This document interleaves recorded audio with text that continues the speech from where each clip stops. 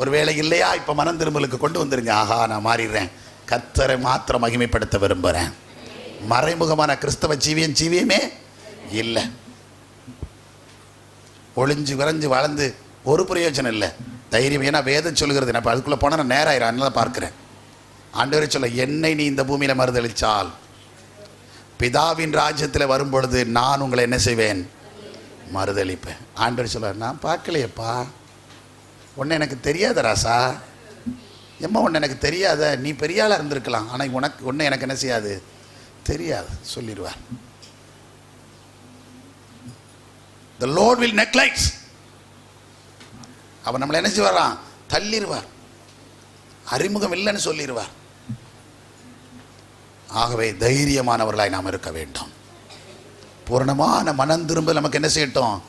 இருக்கட்டும். கர்த்தர் நாம மகிமைப்படுவதாக. அவை வேத சொல்லுங்க, நல்லா கவனிச்சு பாருங்க. அடுத்தபடியாக முக்காடு நீக்க, அதாவது முதலாவது ரட்சிப்பு, இரண்டாவது அபிஷேகத்தின் வரங்கள், மூன்றாவது மனம் திரும்புதனால என்ன நீக்கப்படும்? முக்காடு. மாமிசத்தின்படியும் நான் சொல்றேன், இது ஆவிக்குரிய முக்காடு, ஆவிக்குரிய காரியத்தில் சொல்றேன். மாமிசத்தின்படியும் நான் சொல்றேன். இன்னைக்கு ஏன் நம்ம உலகத்தில் தலை குனிஞ்சு நடக்கிறோம் அப்படின்னு சொன்னா, நம்ம சரியா திருந்தாதனால. நம்முடைய மனம் திரும்புதல் இருக்குமானா மற்றவங்களுக்கு முன்னாடி தைரியமாக நடக்கலாம். இல்லைன்னா நம்ம ஏதாவது பேசும்போது செய்யும்போது மற்றவங்க நம்மளை கேவலமாக பேசுவாங்க.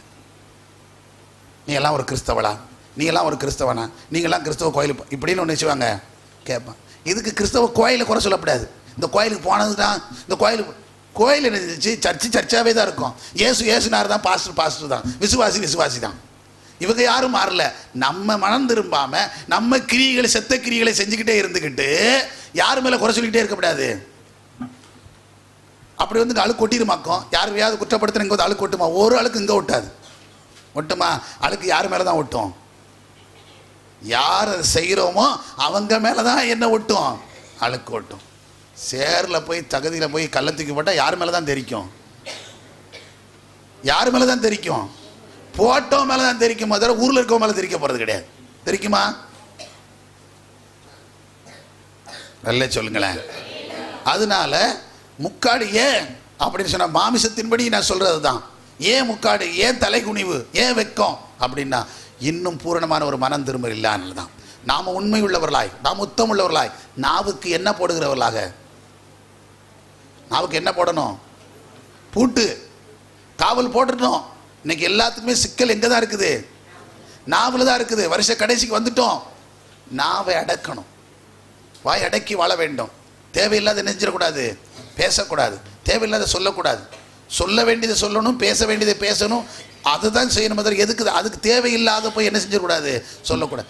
இங்கேருந்து அங்கே போய் சொல்லி, அங்கேருந்து இங்கே வந்து சொல்லி, இங்கேருந்து அங்கே போய் சொல்லி, இங்கேருந்து அங்கே போய் இப்படி சொல்லிட்டு தெரிஞ்சோம்னா, சொல்லும்போது அவங்க நினச்சிக்கிடுவாங்க, நேற்று வரைக்கும் அவங்க நல்லா இருந்து இப்போதே சொல்ல, இவன் நம்மளை பற்றி நாளைக்கு அங்கே என்ன சொல்ல மாட்டா அப்படின்பாங்க. அப்போ யார் தான் நார போகிறது? அந்த வேலைகளெல்லாம் விட்டுறணும். விசுவாசிக்குள்ள என்ன வேலை, ஊழியம் இருக்கக்கூடாது, கோல் சொல்கிற ஊழியம் இருக்கக்கூடாது. அது ஒரு பெரிய பிரதானமான ஊழியமாக எடுத்துகிட்டு சில செய்வாங்க. அப்படியே போய் அவங்க நன்மை செய்யட்டும் அப்படின்னு சொல்லி அவங்ககிட்ட போய் எல்லாத்தையும் கொட்டி தள்ளுது. அவங்க சிந்திப்பாங்க, சரி சரி சரி அப்படியா, ஆமாம் அப்படியே அப்படியே அப்படியே. அப்புறம் கொஞ்ச நேரம் கழிச்சு, நாளைக்கு நம்மளையும் இப்படி தானே சொல்லுவான். அடுத்த நாள் போகும்போது, சிஸ்டர் சொத்திரம் போயிட்டான் அப்படின்னு முதல்ல அனுப்பிடுவான். அடுத்து வீட்டுக்குள்ளே ஏற்றாதுன்னு வீட்டுக்காரன் சொல்லுவார். இந்த பொம்பளை வந்தால் இவ்வளோ, அந்த பையன் வந்தால் வீட்டுக்குள்ளே ஏற்றாத அப்படின்னு சொல்லுவாங்களா, சொல்ல மாட்டாங்களா? நம்ம குடும்பத்துக்குள்ளே என்ன வந்துடும்? குழப்பம் வந்துடும். உள்ளே ஏற்றிடாத. நாம் தான் ஜாக்கிரதையாக இருக்கணும். ஒரு இல்லை சொல்லுங்க. விசுவாசிகளுக்குள்ள இந்த மனம் திரும்பல் இருந்தால் என்ன இருக்காது? முக்காடு போட வேண்டிய அவசியம். நம்ம தைரியமாக நடக்கலாம். நாம் செய்கையில் உண்மையாக இருந்தால், நம்முடைய பேச்சில் உண்மையாக இருந்தால், நம்முடைய நடக்கையில் என்னமா இருந்தால், யார் எதை சொன்னாலும் அதை பற்றி நம்ம என்ன செய்ய வேண்டியதில்லை, கவலைப்பட வேண்டியதே இல்லை. சந்தோஷமா இல்லை சொல்லுங்க. நானும் அப்படி தான் தைரியம் வச்சு, யார் என்ன சொன்னாலும் கண்டுக்கவே மாட்டேன். நமக்கு யார் மட்டும்தான்? கர்த்தர் தான். அவர் என்னை பற்றி தெரிஞ்சிருக்கு, அவருக்கு என்னை பற்றி தெரியும், அவரை பற்றி எனக்கு நல்லா தெரியும். இல்லை இல்லையா? அதனால் தைரியமாக போய் என்ன வேணாலும் சொல்லிட்டு போட்டு எனக்கு கவலையே கிடையாது. நம்ம கூட இருந்துட்டு எனக்கு தோண்டுவாங்க. ஆமாம், சாதாரணமாக தோண்ட மாட்டாங்க. அந்த சங்கீதத்தில் இன்றைக்கி வாசித்தோம், தோண்டின குழியிலே நான் சொல்லலம்மா, பைபிள் தான் இருக்குது. தோண்டுதவுக்கு தான் உள்ளனமே தவிர யாருக்காக தோண்டப்பட்டதோ அவன் என்ன செய்யப்படுறது இல்லை, அவன் நடக்க சரியாக இருந்தால் போய்கிட்டே இருக்கலாம். விசுவாசிகள் உங்களுடைய நடக்கைகள் சரியாக இருந்தால் நீங்கள் ஒரு நாள் விழ மாட்டீங்க. தோன்றவங்க தான் என்ன செய்யணும்? கிளம்பணும். அதனால் நாமளும் விழுந்துடக்கூடாது, நம்ம யாருக்கும் தோண்டிடவும் கூடாது. அதுதான் மனம் திரும்புதல். இல்லை சொல்லுங்களேன். அடுத்தபடியாக வேதம் சொல்லுகிறது 4வது காரியம் ஏசாயா 1:19. நீ மனம் பொருந்தி செவி கொடுத்தால் தேசத்தின் நன்மையை புசிப்பீர்கள். எல்லாரும் கரங்களை தட்டி கர்த்தரை மகிமைப்படுத்துவோம். உற்சாகமாய் கரங்களை தட்டுவோம். நல்ல கவனிங்க. நாம் உண்மையா மனம் திரும்பி நம்முடைய மனதை ஒருமுகப்படுத்தி கர்த்தரோடு வைத்துக் கொண்டால் என்னத்தை புசிப்போமா? தேசத்தின் நன்மை புசிப்போம். அம்மா நான் ஒன்று சொல்கிறேன், நல்லா கவனிச்சுக்கிற ஐயா. நம்ம சம்பாதிக்கிறோம், கஷ்டப்பட்டு உழைக்கிறோம். 1ஆம் தேதியிலேருந்து 30ஆம் தேதி வரைக்கும் என்ன செய்கிறோம்? வேலை பார்க்குறோம். 25 நாள் 28 நாள் இரவு பகல் பாராமல் கஷ்டப்பட்டு உழைக்கிறோம். ஆனால் நன்மையை சுதந்திரிக்க முடியலை, சந்தோஷம் அடைய முடியலை, நம்முடைய சம்பாத்தியம் சேர்த்து வைக்க முடியலை, மீதமாகலை, ஆசீர்வாதமாக மாறல. இப்படிலாம் நீங்கள் சிந்திச்சு பார்த்தீங்கன்னா, நானும் கஷ்டப்பட்டு தான் உழைக்கேன், 10 பைசா மிச்சம் இருக்க மாட்டேங்குது அப்படி சொல்கிறவங்க நிறைய இருக்கிறாங்க. கடன் தான் மிஞ்சுது அப்படின்னு சொன்னால் அதுக்கு காரணம் என்னென்னா தான் மனம் திரும்பாது தான். மனம் திரும்பினால், மனம் பொருந்தினால் என்னத்தை படைய முடியும்? தேசத்தின் நன்மையை கர்த்தர் கொண்டு வந்துடுவார். இல்லை சொல்லுங்களேன். தேசத்தின் நன்மை என்பது உலகத்திலிருந்து வருகிற பலன்கள், நம்முடைய உழைப்பினால் வருகிறது, நம்முடைய சம்பாத்தியத்தில் வருகிறது, நம்முடைய கையின் பிரயாசத்தில் வருகிறது. இதெல்லாம் எத்தனை பேருக்கு ஆசீர்வாதமாக இருக்குன்னு நினைக்கிறீங்க? அது ஆசீர்வாதமாக இருக்க வேண்டுமானால் தேவனுக்குள்ளே நாம் எப்படிப்பட்டவர்களாக இருக்கணும்? மனம் திரும்பினவர்களாக இருக்க வேண்டும். அல்லேலூயா. மனம் திரும்புதல் இல்லாமலேயே நமக்கு இது வேணும் அது வேணும் நினச்சா ஒன்றுமே என்ன செய்யாது, வராது. என்னதான் கூடும்? கடன் தான் கூடும், சஞ்சலம் தான் கூடும், வேதனை தான் கூடும், நஷ்டம்தான் கூடும், கஷ்டம்தான் கூடும். அப்போ கண்ணீர் தான், இதுதான் நடக்கும். அப்போ நன்மையை புசிக்கணும்னா நமக்குள்ளே என்ன வரட்டுமா? நல்லா கவனிச்சுக்கிடுங்க. ரட்சிப்பை கொடுக்குறாரு, அபிஷேகத்தின் வல்லமைகளை கொடுக்குறாரு, அப்புறம் முக்காடை நீக்கிறாரு, அதோடு என்ன கொடுக்குறாராம்? தேசத்தின் நன்மையை கொடுக்குறார். இதுக்கு மேலே என்னங்க நமக்கு வேணும்? இல்லை சொல்லுங்களேன். மனம் பொருந்தி செவிகள், வேற ஒன்றுமே செய்ய வேண்டாம். உடைய மனம் திரும்புதல். வேற என்னத்தை கேட்கிறார் ஆண்டவர்? மனத்தாழ்மையை தானே கர்த்தர் எதிர்பார்க்கிறாரு. மனத்தாழ்மை வந்துட்டாலே நம்முடைய மனம் திரும்புதல் இருந்தால் தானே மனத்தாழ்மை வரும். எதையுமே மேட்டிமே எடுத்துக்கிடக்கூடாது. இது என்ன ஏமாத்திரம், அது என்ன ஏமாத்திரம், நாங்கள் அப்படி, இந்த எண்ணங்களெல்லாம் தூக்கி போட்டுடணும். தாழ்மைப்பட பழகணும். அல்லேலூயா. பொறுமையாக இருக்கணும். கர்த்தரிடத்தில் கற்றுக்கொள்ள வேண்டியதை கற்றுக்கொள்ளணும். தேவன் எவ்வளோ வச்சிருக்கார். வேதம் சொல்லுகிறது, என்னுடைய நுகம் எப்படி இருக்குது? மெதுவாக இருக்கிறது. என்னிடத்தில் நீங்கள் என்ன செய்யுங்கள்? கற்றுக்கொள்ளுங்கள். கர்த்தருடைய நுகம் மெதுவாக இருக்குது, அதை கற்றுக்கொள்ளுங்க. கொஞ்சம் கஷ்டமாக தான் இருக்கும். அவருடைய நுகம் மெதுவாக இருந்தால் அந்த மெதுவான நுகத்தை சுமக்கிறதுக்கு கூட நமக்கு எப்படி இருக்கும்? ஏன்னா நம்ம மனிதர்கள், அது சில கடினமாக தான் இருக்கும். ஆனால் அதை ஏற்றுக்கொள்ளும் போது தேவன் நம்மை ஆசீர்வதித்து நடத்த முடியும். தேசத்திலே நமக்கு நன்மைகள் கிடைக்கும். நம்முடைய குடும்பம் கட்டப்படும். பிள்ளையுடைய வாழ்வு எதிர்காலம் நல்லமாக இருக்கும். நம்முடைய சுகித்திருப்பதை பார்க்க முடியும். கண்ணீரோடு வேதனையோடு இருக்கிறதை நம்ம என்ன செய்ய மாட்டோம்? பார்க்க மாட்டோம். அப்போ பெற்றோர்களுடைய மனம் திரும்புதலாம் பிள்ளைகளுடைய எதிர்காலத்தை என்ன செய்யும்? நிர்ணயிக்கும். இல்லைன்னு சொன்னால் பிள்ளைகள் போய் கண்ணீரோடு இருக்கிறத நம்ம என்ன செய்ய வேண்டியது இருக்கும்? பார்க்க வேண்டியது இருக்கும். அல்லேலூயா, அல்லேலூயா.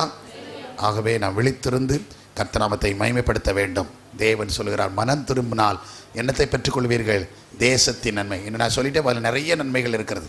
அடுத்த வசனம் சொல்கிறது, 5வதாக நான் சொல்லிடுறேன். மத்தேயு சுவிசேஷம் 4ஆம் அதிகாரம் 17ஆம் வசனத்தை வாசிங்க. அது முதல் இயேசு, மனம் திரும்புங்கள், மனம் திரும்புங்கள், பரலோக ராஜ்யம் சமீபமாக இருக்கிறது. இப்ப நான் பிரசங்கிக்கிறது இந்த பாயிண்ட்ல கடைசியா நான் சொன்னாலும், இயேசுநாதர் பிரசங்கம் பண்ணும்போது முதல் பிரசங்கமே இதுதான். மனம் திரும்புங்கள், பரலோக ராஜ்யம் சமீபமாக இருக்கிறது. அல்லேலூயா. இது எல்லா இடத்துல சொல்லப்படுகிறது. அல்லேலூயா. மன் ஃபிராவோ கியோன் கி த சொர்க்க का राज निकट आया है. அது ரொம்ப கிட்டத்தில் இருக்கிறது. அது ரொம்ப நெருங்கி வந்து கொண்டிருக்கிறது. ஆகவே மனம் திரும்ப வேண்டும். ரிப்பெண்ட். நம்ம என்ன செய்யணும்? For the kingdom of God shall come. சீக்கிரத்தில் அவருடைய ராஜ்யம் என்ன செய்ய போகிறது? வரப்போகுது. அப்போ மனம் திரும்பினால் தேவ ராஜ்யத்தை சுதந்திரித்துக் கொள்ள முடியும். 5 காரியங்கள். 1, மனம் திரும்பினால் ரட்சிப்பு, மனம் திரும்பினால் அபிஷேகத்தின் வல்லமை வரங்கள், அடுத்து மனம் திரும்பினால் முக்காடு நீக்கப்படுதல், மனம் திரும்பினால் தேசத்தின் நன்மை, மனம் திரும்பினால் பரலோக ராஜ்யம். சொல்லுங்களேன், இவ்வளவு நன்மைகளை கர்த்தர் வச்சிருக்கிறார். மனம் திரும்புதல் இல்லாம, நான் தான் முதல்ல சொல்லிட்டேன், எவ்வளோ பெரிய ஆராதனை வீரராக இருந்தாலும் சரி, எவ்வளோ பெரிய பாடகராக இருந்தாலும் சரி, எவ்வளோ பெரிய பிரசங்கியாராக இருந்தாலும் சரி, என் பிரசங்கத்தில் 1 கோடி பேர் ரட்சிக்கப்பட்டாலும் சொன்னாலும் இவருக்குள்ள மனம் திரும்பலைன்னா இவர் வரல வர மாட்டார். புரியுதா உங்களுக்கு? அப்போ மனம் திரும்புதல் முதல்ல யாருக்குள்ள இருக்கணும்? பிரசங்கியாருக்குள்ள இருக்கணும், விசுவாசிகளுக்குள்ள இருக்கணும். அப்புறம் தான் வெளியில் உள்ளவங்களை எதிர்பார்க்கணும். இயேசு கிறிஸ்து கூட பேதுருட்ட சொல்லும் போது முதல்ல அப்படித்தான் சொன்னார், நீ குணப்பட்ட பின்பு மற்றவர்களுக்கு போய் சொல்லுன்னு. முதல்ல நீ என்ன செய்ய? குணப்படு. பேதுரு கூட இருக்கிறான், 3 வருஷம் கூட இருக்கிறான். அந்த பேதுரு தான் சொல்றான், நீர் ஜீவனுள்ள கிறிஸ்து, நீ தேவனுடைய குமாரன். அப்படி சொன்னதே யாரு தான்? பேதுரு. அந்த பேதுருவுக்கே கர்த்தர் சொல்றாரு, நீ என்ன அடையணும்? குணப்படணும். அல்லேலூயா.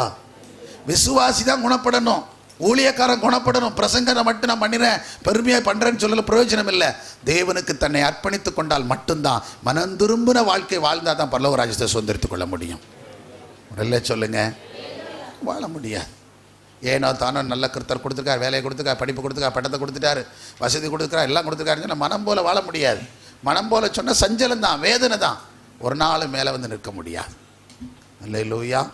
என்ன வாசித்து பாருங்க, இன்னொரு வசனத்தை கூட வாசிங்க. 18ஆம் அதிகாரம் 3ஆம் வசனம், மத்தேயு.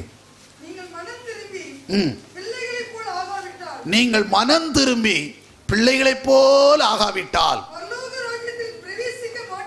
பரலோக ராஜ்யத்தில் பிரவேசிக்க மாட்டீர்கள் என்று மெய்யாகவே உங்களுக்கு சொல்லுங்க. எல்லாரும் கரங்களை தட்டி கர்த்தரை மகிமைப்படுத்துங்க. நல்ல கவனிங்க. மனம் திரும்பி நம்ம யாரை போல மாறணுமா? பிள்ளைகளைப் போல மாற வேண்டுமா? பிள்ளைகளைப் போல மாறுறதுன்னா என்னங்க? நாம இம்புட்டு பெரிய ஆளா இருக்கிறோம், திரும்ப குழந்தையா எப்படி போறது? அதான் நிக்கதோமும் கேட்டான், ஆண்டவரே, ஆண்டவர் சொன்னார், மறுபடியும் பிறவாவிட்டால் ஒருவனும் தேவனுடைய ராஜ்யத்தில் என்ன செய்ய முடியாது? பிரவேசிக்க முடியாது. நான் இம்புட்டு பெரிய ஆளாயிட்டேன், எனக்கு கல்யாணம் முடிஞ்சு குழந்தை குட்டியெல்லாம் இருக்காங்க, நான் போய் மறுபடியும் எங்கள் அம்மா வயிற்றுக்குள்ளே போய் எப்படி வர? அவன் கேள்வி கேட்டான். அப்போ தான் ஆண்டவர் சொன்னார், எப்போ நீ இஸ்ரவேலில் இவ்வளோ பெரிய அதிகாரியாக இருந்து யூதருக்குள்ளே இவ்வளோ பெரிய அதிகாரியாக இருக்க, உனக்கு தெரியாதா? எந்த காரணத்தை கொண்டும் மறுபடியும் ஒருத்தன் எங்கே போக முடியாது? எங்கே போக முடியாது? தாயின் வயிற்றுக்குள்ளேயும் போக முடியாது, நாயின் வயிற்றுக்குள்ளேயும் போக முடியாது. ஏன்னா இன்றைக்கி அப்படி தான் நினைக்கிறாங்க, இந்த பிறவியில் இப்படி இருந்தால் அடுத்த பிறவியில் வேறு மாதிரி ஆகி, மனுஷ பிறவி, நாய் பிறவி, பன்னி பிறவி இப்படிலாம் சொல்லியிருக்காங்க. இப்படி 7 பிறவி அடைஞ்சதுக்கப்புறம் அவன் என்ன அடைவான்? முக்தி அடைவான்னு சொல்லிட்டு 70 தடவை அடைஞ்சாலும் சரி என்ன செய்யல, ஒரு பிறவி தான் மனுஷனுக்கு. மிருகத்துக்கு மிருகம் ஒரே பிறவி தான். ஒரு தடவை மாடாக பிறந்தா மாடாக செத்துரும். அந்த மாடு ஒரு காலம் மறுபடியும் மனுஷனாக பிறக்க போகிறதில்ல. அந்த மாடு என்ன செய்யுது, சிலர் இப்படி கதை விட்டுருவாங்க. நம்ம ஒரு நாயை அடிச்சிட்டோம்னா உடனே அவர் சொல்லுவா, நீ நாயை அடிச்சிட்டியா, மாடு அடிச்சிட்டியா, அடுத்த பிறவியில் நீ மாடாக பிறப்ப. அந்த மாடு உடனே கட்டி கட்டி என்ன செய்யும்? விரட்டி விரட்டி அடிக்கும். அல்லேலூயா. இப்போ நம்ம நாட்டில் மாடே இல்லை, பால் கிடைக்க மாட்டேங்குது. அப்போ போன பிறவியில் மாடு அடிச்சவெல்லாம் மாடாக பிறந்துருந்தான்னா இன்றைக்கி இலவசமாக பால் ஊற்றலாமே. எத்தனை பேர் மாடு அடிச்சிருப்பான், எத்தனை பேர் நாய் அடிச்சிருப்பான் சொல்லுங்க பார்ப்போம். அதெல்லாம் ஒன்றும் நடக்க போகிறது கிடையாது. தேவன் நமக்கு பரலோகத்தை வச்சிருக்கிறார். அதுக்கு என்ன வழிதான் சொல்ற? மனம் திரும்பல் மட்டும்தான். நம்ம யாரை போல மாறணுமா? குழந்தையை போல, சிறு பிள்ளையை போல. ஏன் மாறணும் அப்படின்னு சொன்னால், இப்போ குழந்தைய பாருங்கள், இப்போ பெரிய ஆளை சொல்கிறோம், ஒருத்தர் சொல்லிட்டு இப்போ இந்த டிவி எடுத்துட்டு பாருங்களா, ஒரு எச்சம் திடீர்னு, என்ன சார் எடுத்துட்டு இருக்கியா, நீங்கள் எப்படி அடிக்கணும், அடுத்த வாரம் வராமலே போடுவார். புரியுதா? இது பெரியாருடைய தன்மை. இது வயசுக்கு அப்படி தானே. என்ன நம்ம இப்படி எடுக்கும், அவர் குறை சொல்லிக்கிட்டே தெரிந்தார். அதனால தான் கிரியெல்லாம் 7:30 வர்றதுக்கு 8:30 வராரு. குறை சொல்லிகிட்டே இருக்கார் ஃபாஸ்ட்டு, ஒழுங்காக எடுக்க மாட்டேன்னு சொல்லிட்டு. அப்போ ஒழுங்காக லேட்டாக போவோம் அப்படின்னு சொல்லிட்டு வீட்டம்மா வர 10 சொல்கிறது, ஏமா லேட்டாக போவோம், நம்ம எல்லாம் சேர்ந்தே போவோம், 11 மணிக்கு கூட போவோம் அப்படின்னு. ஆனால் குழந்தைகள் அப்படின்னா நம்ம என்ன சொன்னாலும் அந்த பிள்ளைகள் மறுபடியும் அந்த சாஞ்சியும் நம்மளை ஏற்று. நீங்கள் அடித்து விரட்டி விடுங்க, ஓடல நாயா அப்படின்னு சொல்லுங்கள், மறுபடியும் பாட்டி அப்படிங்கும். இருக்கா? அப்பான்னு கூடும், அம்மான்னு கூடும். என்ன தான் நீங்கள் திட்டினாலும் மறுபடியும் என்ன செய்யும்? மடியில் உட்காந்துக்கிறோம். அப்போ அதை எதை சிந்திக்கிறது இல்லை, நம்மளை திட்டினாங்களே, நம்மளை ஏசினாங்களே, நம்மளுக்கு இதை கொடுக்கலையே, அது அந்த அந்த பிள்ளைகளுக்கு அந்த மைண்டே என்ன செய்யாது, இருக்காது. அதெல்லாம். ஆனால் இப்போ நம்மளை விட அவங்களாம் விவரமாக இருக்காங்க. இப்போ உள்ள பிள்ளைகள்லாம் சாதாரண பிள்ளைகள் கிடையாது. இப்போல்லாம் ஏசுனார் இருந்திருப்பார், நம்ம குழந்தைகள் கூட சொல்லியிருக்க மாட்டார். பால் உண்கிற குழந்தைகள் தான் சொல்லியிருப்பார். என்ன, தாய்மடியில் பால் உண்கிற குழந்தைக்கு தவிர வேற எல்லாமே தெளிவாக தான் இருக்குது. அதுகளுக்கு கூட கரெக்டாக தான் இருக்குது. நீங்கள் கொடுத்து பாருங்கள் ஒரு பொருளை, அது யார்கிட்ட பை கொடுக்கும், அது கரெக்டாக கூட அவங்க அம்மைகிட்ட கொடுக்கும், அப்பாட்ட கொடுக்கும். அதே நீங்கள் வேறு யார்கிட்ட கொடுத்தீங்கன்னா கொடுக்காது. ரொம்ப தெளிவு. முன்னாடி உள்ள பிள்ளைலாம் காசு கொடுத்தா வாங்காது, இப்போ காசு கொடுத்தா டபக்குன்னு கையை பிடிச்சி வாங்கிக்கிறது. ஆமாம். தின்பண்டத்தை கொடுத்து பாருங்கள், சாக்லேட்டை வாங்குற பிள்ளை கேட்க வேண்டாமோ, ஏன்னா இதில் தான் இனிப்பு கொடுது இல்லையே. பிஸ்கட்டையும் சாக்லேட்டையும் ரெண்டையும் வச்சுக்கிட்டு ரெண்டையும் கொடுங்க, எதை வாங்குங்க, சாக்லேட் தான் வாங்குது. அப்போ அது சாக்லேட் பிள்ளை. அதனால் இப்போ குழந்தையில போகிற ஆரம்பிச்சு சொன்னால் இப்போ சாக்லேட் திட்டே தெரிய முடியாது.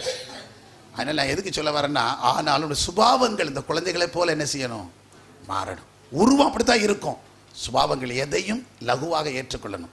அது ஒரு பெருசாக என்ன செய்யக்கூடாது, எடுத்துக்கூடாது. சரி, அதை அந்த சூழ்நிலை மாறிக்கணும். அடுத்த நாள் ஃப்ரீயாக பேச, அப்போ தான் அந்த அன்பு தொடர ஆரம்பிக்கும். அப்படியே மூஞ்ச முறிச்சிக்கிட்டே போனோம் அப்படின்னா ஒரு வார்த்தைக்கு 4 வார்த்தை, 4 வார்த்தைக்கு 8 வார்த்தை, 8க்கு 16, 16க்கு 32, இப்படியே போனோம். கடுகடு நின்னோம்னா எங்கே வர முடியாது. இந்த பூமியிலையும் நன்மை கிடையாது, பரலோகத்திலையும் மேன்மை கிடையாது. ஒரு இல்லை சொல்லுங்க, சத்தம் ஒரு இல்லை சொல்லுங்க, இன்னொரு சத்தமாக சொல்லுங்க. ஆகவே இந்த நன்மைகளை கொடுக்கும்படியாகத்தான் தேவன் சொன்னார். இந்த நன்மைகளை பெற்றுக்கொள்ள வேண்டும் என்பதற்காகத்தான் எல்லா மனுஷரும் என்ன செய்யணும்னு சொன்னார், மனம் திரும்ப வேண்டும். அல்லேலூயா.